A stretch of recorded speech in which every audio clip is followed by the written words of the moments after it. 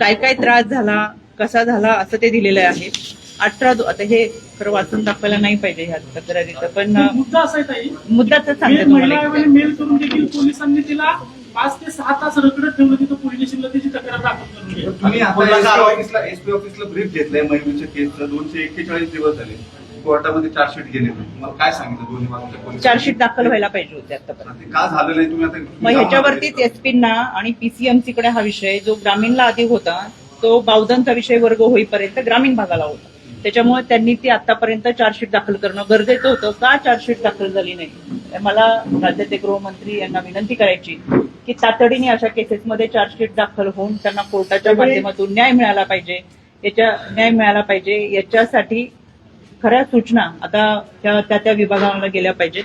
इतक्या दिवसांचा चार्जशीट का होत नसेल तर पोलिसांनी ती आपली माहिती त्यांच्या समोर दिली असती. आता ह्याच्यातलं एकच वाक्य सांगते की जेव्हा तक्रार दाखल झाली तेव्हा कोर्ट पोलीस स्टेशननी आमच्या दोन्ही कुटुंबियांना एकत्र बोलून आमची मध्यस्थी केली आणि आमचा हा विषय त्यावेळेस मार्गी काढला, असं त्यांचं एक वाक्य. मी आता सविस्तर मला तुम्हाला खरं हे सांगायला पण नाही पाहिजे, पण आता तुमचे हे पाहता मला असं वाटतंय की ह्या सगळ्या गोष्टी थोडक्यात त्याची काय विषय आहे मी ती तुमच्याकडे मांडते. त्यांनी असं मध्यस्थी वैयक्तिक बाबतीत पोलिसांनी हलगर्जीपणा केला या प्रकरणामध्ये की नाही केला हे तुम्ही सांगा. जर केला असेल तर तुम्ही महासंचालकांना पत्र देणार आहात का? संबंधित असलेल्या अधिकाऱ्यांवर कारवाई करा. मुख्यमंत्र्यांना पत्र देणार आहात का? लेखी त्यांच्यावरती कारवाई करा. तुम्ही स्वतः पोलीस आयुक्तांकडे त्यांच्यावरती कारवाई करायची मागणी करणार आहात. संबंधित अधिकारी किती आणि कोणते बहुड बावधन म्हणजे ग्रामीण आणि पीसीएमसीचे.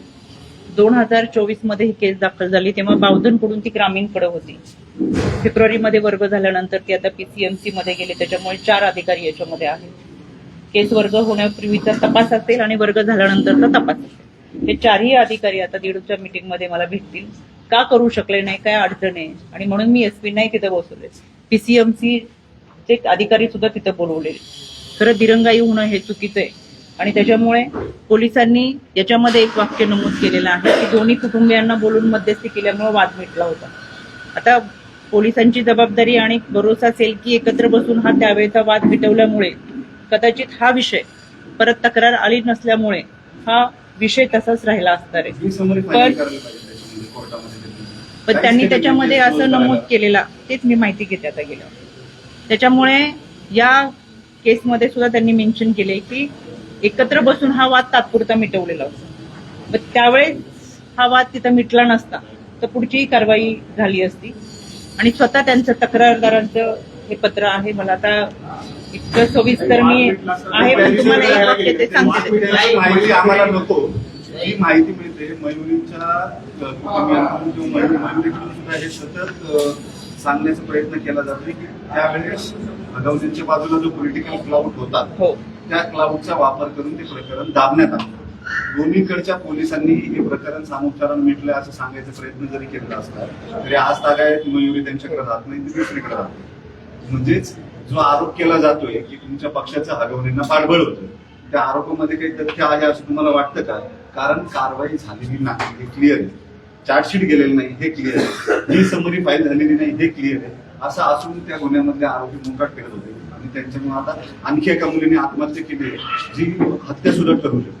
तुमच्या माहितीसाठी सांगते, पहिल्या दिवसापासून दादांनी सांगितले आणि आत्ताच नाही, तुम्ही सगळे दादांना ओळखता. कोणती व्यक्ती गुन्हेगार असेल किंवा चुकीचं काम करत असेल आणि ती माझ्या किती जवळची असेल ते टायरमध्ये घालून मार. त्याच्यामुळे कारवाई करा ह्या सूचना दादांच्या सुरुवातीपासून आहे. इतकंच काय, मी आयोगाचे अध्यक्ष झाल्यानंतर पहिल्यांदा दादांना भेटले तेव्हा दादांनी सांगितलं की कोणत्याही तक्रारी तुझ्याकडे उदे जात धर्म पात न पाहता अगदी माझ्याबद्दलची तक्रार आली तरी कारवाई करायची. इतकी रोखठोक भूमिका दादांनी सुरुवातीपासून मांडली.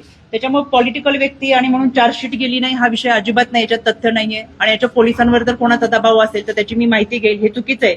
लवकरात लवकर चार्जशीट दाखल व्हायला पाहिजे होती. त्याच्यासाठी नक्कीच काय जाब आहे तो मी पोलिसांना विचार. याच्यामध्ये संबंधित कोणी अधिकारी असतील तर का दिरंगाई झाली तर त्यांच्यावरती सुद्धा कारवाई करण्याच्या सूचना दिल्या जातील. त्याच्यामुळे ही घटना किती वाजता कुठला मेल आला म्हणजे करिश्माचा कधी आला आणि देते मी तुम्हाला दाखवलेत आता, पण मी तुम्हाला त्याच्या निलेश चव्हाण जो आहे या प्रकरणामध्ये निलेश चव्हाण आहे हा देखील आता ह्याच्यावरती देखील गुन्हा दाखल झालेला आहे. मात्र त्याच्यावरती काही कारवाई होणार आहे का? आता नवीन माहिती समोर येते की तो त्याच्या बायकोला देखील अशाच प्रकारे टॉर्चर करतोय किंवा अशाच प्रकारे त्रास देतो. मी या म्हणजे जे तक्रारदार आहेत तर मी त्यांच्याशी चर्चा करेल, त्यांना विचारून घेईल त्यांची काय तक्रारी आहेत. ही तक्रार माझ्याकडे नाहीये. काही बऱ्याच तक्रारी ह्या पोलीस स्टेशनला परस्पर गेलेल्या असतात, पोलीस स्टेशनमध्ये जातात आणि तिथून भरोसा सेलकडे जातात, त्याच्यामुळे तो आमच्याकडे तक्रारी येत नाही. आता ह्या तक्रारींची मी सविस्तर माहिती घेते, ज्या पोलीस स्टेशनला त्यांनी दिल्या असतील आणि पोलिसांनी का नाही कारवाई केली, तर ते कारवाई करण्यात असताना दिरंगाई का झाली, याच्यामध्ये कोणी दोषी असेल तर त्यांच्यावर कारवाई केली जाईल. मग माझ्याकडे याच्या संदर्भातली कोणतीही तक्रार नव्हती आणि जी पोलिसांकडे गेली असेल तर ती माहिती मी मागवली.